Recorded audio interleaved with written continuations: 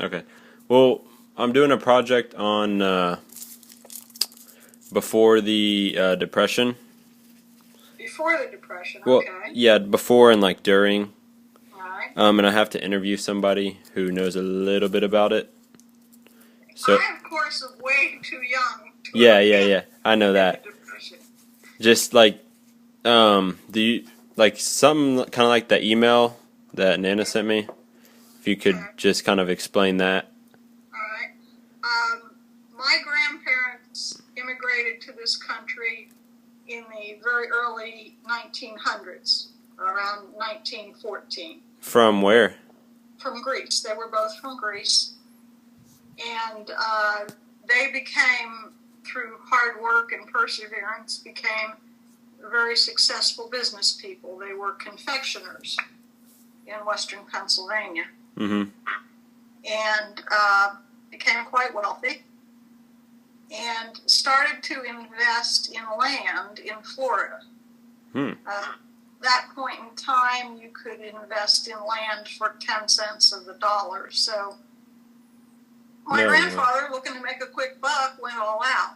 Well, in 1928, the land crashed, and you had to come up with the money to cover your debts, which he could not do. Mm-hmm. And he started to lose all the capital he had. They just threw everything that they could find in to try and save this, but it didn't work. So when the stock market crashed in 1929, they were left pretty much destitute. They had lost the business, and the one thing that my grandmother always held him responsible for was he lost her sterling silver tea service.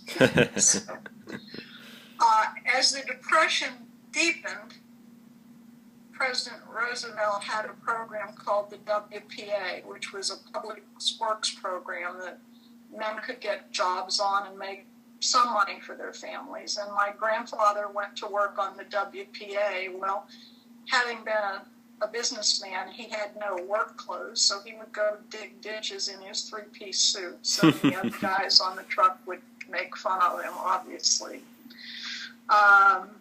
Now, I have to back up and say that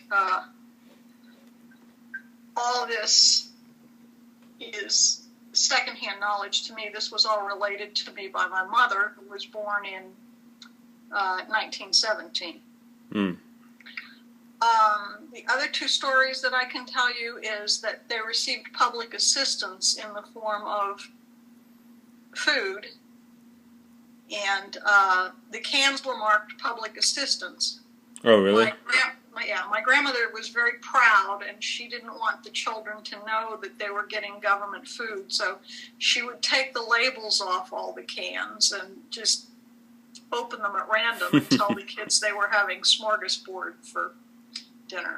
And when my mother was in high school, early high school, sophomore probably, she went to work in a restaurant, and she made $3 a week. She worked Monday through Friday from the time she got out of school till 11 o'clock, and all day Saturday, and she made $3. Oh, wow.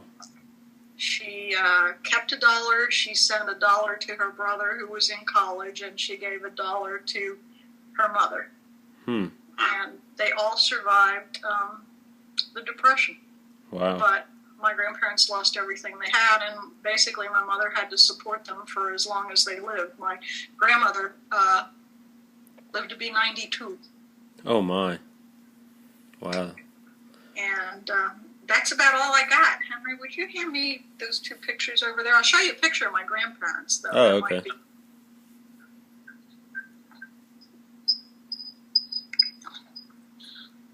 I don't know if you can see this or not, but this is my grandparents Mm-hmm. and their 4 children. And that was probably taken about 1928 when they still